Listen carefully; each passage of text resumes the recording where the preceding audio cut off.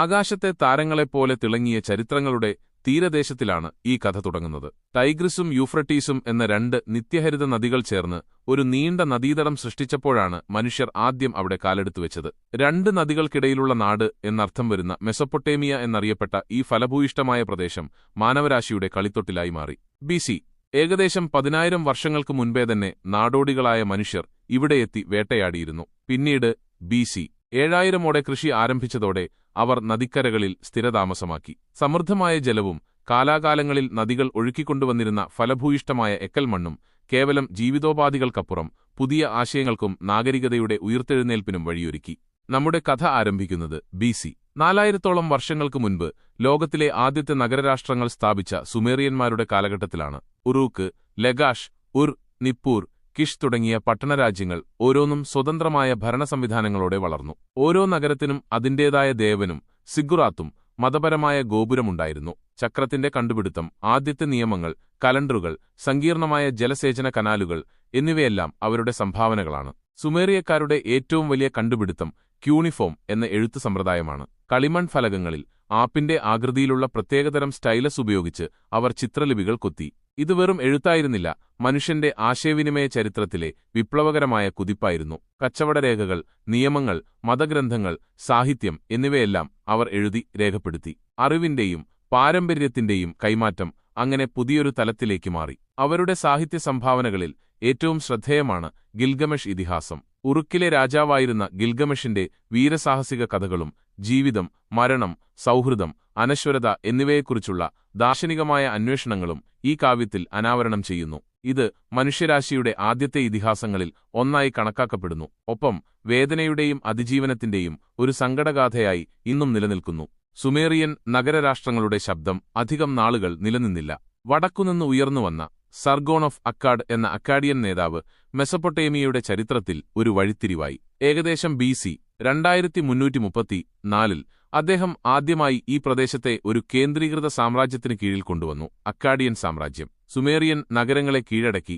Cuneiform എഴുത്ത് Sumerian ഭാഷയിൽ നിന്ന് അക്കാഡിയൻ ഭാഷയിലേക്കും വ്യാപിച്ചു. ഇത് സാംസ്കാരിക സംയോജനത്തിന്റെ ഒരു പുതിയ അധ്യായം കുറിച്ചു. നഗരങ്ങൾ കൂടുതൽ താളമിട്ട് വളർന്നു.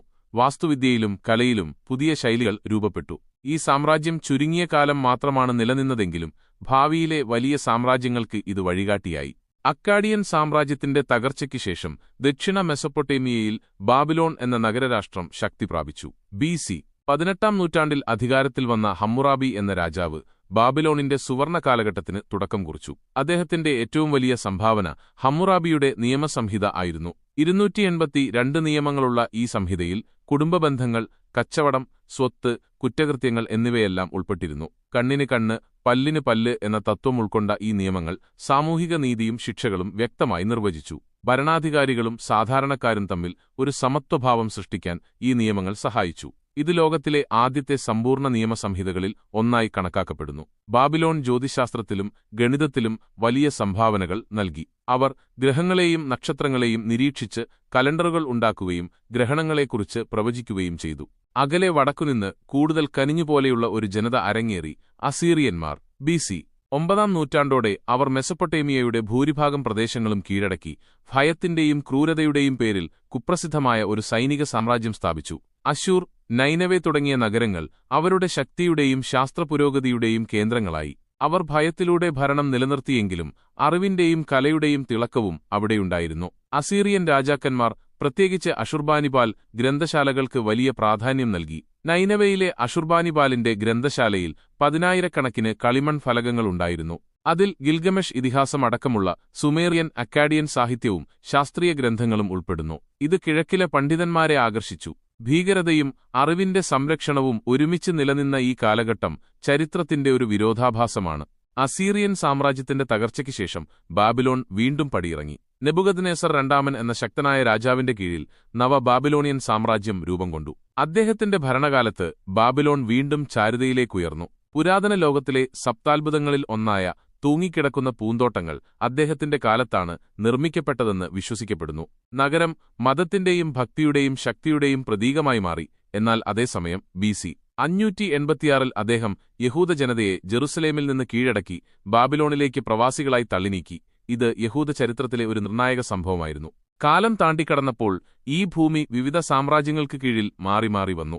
BC 539 Cyrus the Great Babylon കീഴടക്കിയതോടെ ഇറാഖ് പേർഷ്യൻ അക്കീമെനിഡ് സാമ്രാജ്യത്തിന്റെ ഭാഗമായി. പിന്നീട് അലക്സാണ്ടർ ദ ഗ്രേറ്റ് പേർഷ്യൻ സാമ്രാജ്യത്തെ കീഴടക്കിയപ്പോൾ BC 331 ഇറാഖ് ഗ്രീക്ക് സെലൂസിഡ് സാമ്രാജ്യത്തിന്റെ കീഴിലായി. തുടർന്ന് കിഴക്കൻ റോമൻ സാമ്രാജ്യമായിരുന്ന ബൈസന്റൈൻ സാമ്രാജ്യവുമായി നിരന്തരം പോരാടിയ പാർത്ഥ്യൻ, സസാനിയൻ സാമ്രാജ്യങ്ങൾ ഇവിടെ ഭരണം നടത്തി. ഓരോ ഭരണകാലത്തും പുതിയ സംസ്കാരങ്ങളും മതങ്ങളും വാസ്തുവിദ്യകളും ഈ ദേശത്തെ സ്വാധീനിക്കുകയും സമ്പന്നമാക്കുകയും ചെയ്തു. സസാനിയൻ കാലഘട്ടത്തിൽ സൊറാസ്ട്രിയനിസം പ്രധാന മതമായിരുന്നു, എന്നാൽ ക്രിസ്ത്യൻ മതവിഭാഗങ്ങളും ഇവിടെ സജീവമായിരുന്നു. മറ്റൊരിക്കൽ പുതിയൊരു അഗ്നിരശ്മിയായി ഈ പ്രദേശത്ത് ഒരു പുതിയ ആധുനിക സംസ്കാരത്തിന്റെ പ്രകാശം പകർന്നു. 7-ാം നൂറ്റാണ്ടിൽ ഇസ്ലാം മതം അറബ് ലോകത്ത് ഉദയം ചെയ്യുകയും അതിവേഗം വ്യാപിക്കുകയും ചെയ്തു. AD 637 ഖലീഫ ഉമറിന്റെ സൈന്യം സസാനിയൻ സാമ്രാജ്യത്തെ കാദേശീയ യുദ്ധത്തിൽ തോൽപ്പിക്കുകയും ഇറാഖ് ഇസ്ലാമിക ഭരണത്തിൻ കീഴിൽ വരികയും ചെയ്തു.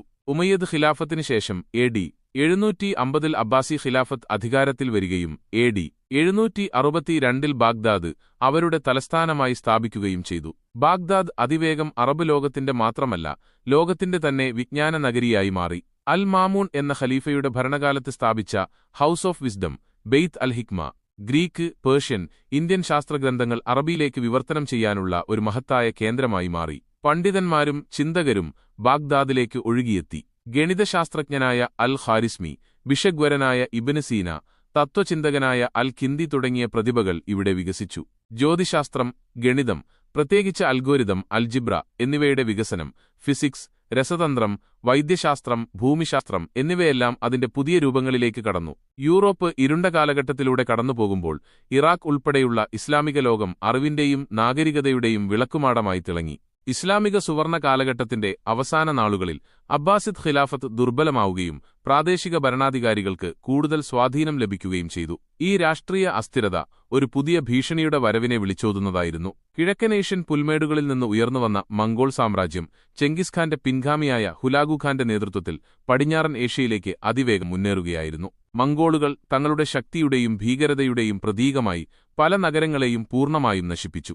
അബ്ബാസിദ് ഖലീഫയായ അൽ മുസ്തസിംബില്ല മംഗോളുകളുടെ സൈനിക ശക്തിയെ വേണ്ടത്ര ഗൗരവമായി കണ്ടില്ല. ഹുലാഗു ഖാൻ ബാഗ്ദാദ് കീഴടങ്ങാൻ ആവശ്യപ്പെട്ടപ്പോൾ ഖലീഫ അതിനെ അവഗണിക്കുകയും സൈനികമായി ചെറുക്കാൻ വേണ്ടത്ര തയ്യാറെടുപ്പുകൾ നടത്താതിരിക്കുകയും ചെയ്തു. അപ്രതീക്ഷിതമായി 1258 മംഗോളുകൾ ബാഗ്ദാദിനെ വളഞ്ഞു. നഗരം രക്തരൂഷിതമായി കീഴടക്കപ്പെട്ടു. ദശലക്ഷക്കണക്കിന് ആളുകൾ കൊല്ലപ്പെട്ടു. അബ്ബാസിദ് ഖിലാഫത്തിന് അന്ത്യം കുറിച്ചുകൊണ്ട് ഖലീഫയെ വധിച്ചു.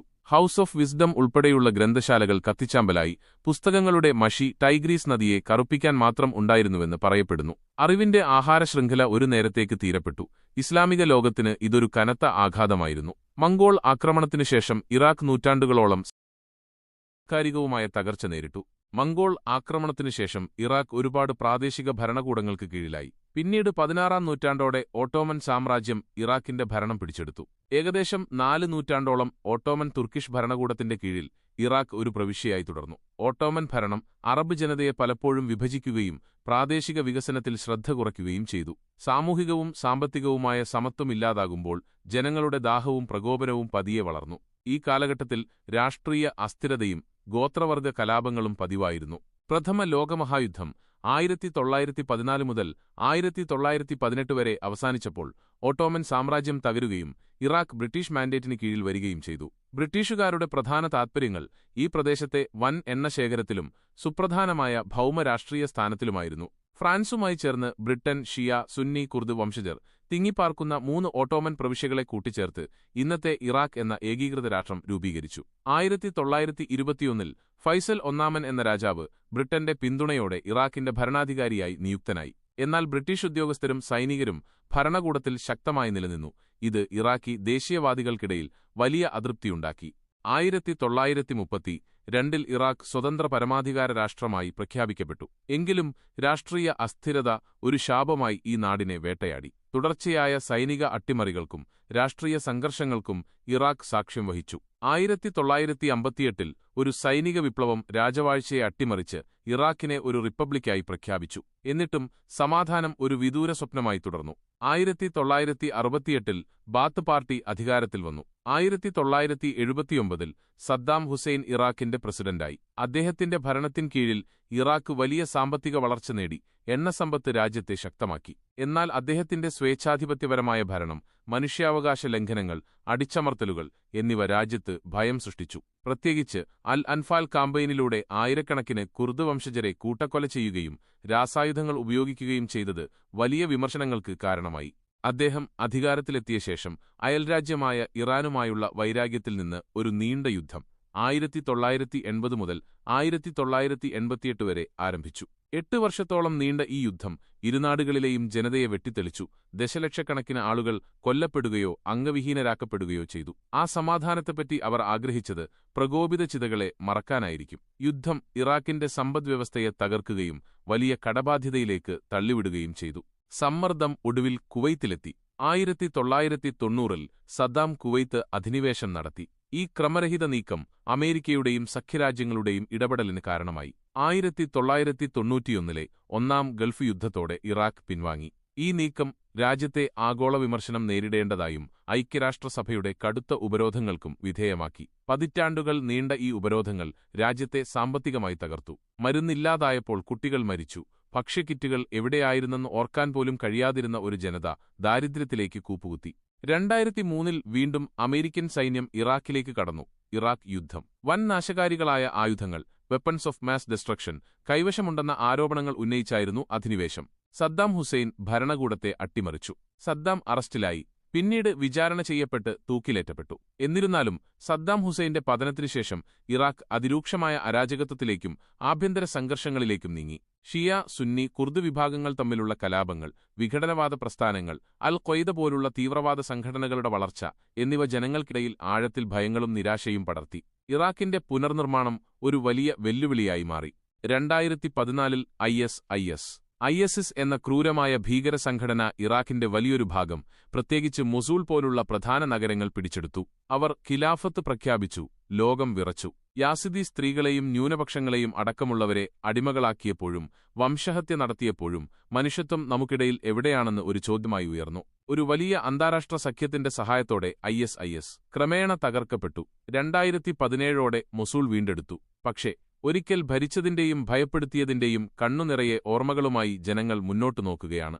ഇന്നത്തെ ഇറാഖ് അതിന്റെ പഴയ സംസ്കാരത്തെയും മഹത്വത്തെയും പിടിച്ചുനിൽക്കാൻ ശ്രമിക്കുന്നു. യുനെസ്കോയുടെ സഹായത്തോടെ ബാബിലോണിന്റെയും ഉറിന്റെയും അവശിഷ്ടങ്ങൾ സംരക്ഷിക്കപ്പെടുന്നു. ബാഗ്ദാദ്, ശുദ്ധമായ ചരിത്രവും കനത്ത വേദനകളും ചേർന്ന ഒരു നഗരം, ഇന്നും അറിവിന്റെയും കലയുടെയും ഉദ്ഗ്രഥനത്തിന് ഒരു ചിറകാകാനായി ശ്രമിക്കുന്നു. എണ്ണസമ്പത്ത് രാജ്യത്തിന്റെ സാമ്പത്തിക പുനർനിർമ്മാണത്തിന് സഹായകമാകുന്നുണ്ടെങ്കിലും രാഷ്ട്രീയ അസ്ഥിരതയും അഴിമതിയും സുരക്ഷാ വെല്ലുവിളികളും ഇപ്പോഴും ഇറാഖിന്റെ ഭാവിയെ അനിശ്ചിതത്വത്തിലാക്കുന്നു. എന്നാൽ ഈ മണ്ണിന് അതിജീവനത്തിന്റെ കഥകൾ പറയാനുണ്ട്. അവസാനമായി പറഞ്ഞാൽ, ഇറാഖിന്റെ കഥ ഒരു ദേശത്തിന്റെ മാത്രമല്ല, അതൊരു മനുഷ്യതയുടെ യാത്രയാണ്. പടർന്നു വളർന്നൊരു നദീതടം, കണ്ണീരും രക്തവും ചേർന്ന ഒരു സങ്കടഗാഥ. പക്ഷേ അതിനുശേഷം വന്ന ആകാശപ്പടരുന്ന അതിജീവനവുമാണത്. ഒരു കഥയുടെ അവസാനം മാത്രമല്ല ഇത്, ഇനി വരാനിരിക്കുന്നതിന്റെ തുടക്കവുമാണ്. ഇറാഖിന്റെ ഭാവി അതിന്റെ ജനങ്ങളുടെ നിശ്ചയദാർഢ്യത്തെയും പ്രാദേശിക, അന്താരാഷ്ട്ര സമൂഹങ്ങളുടെ പിന്തുണയെയും ആശ്രയിച്ചിരിക്കും.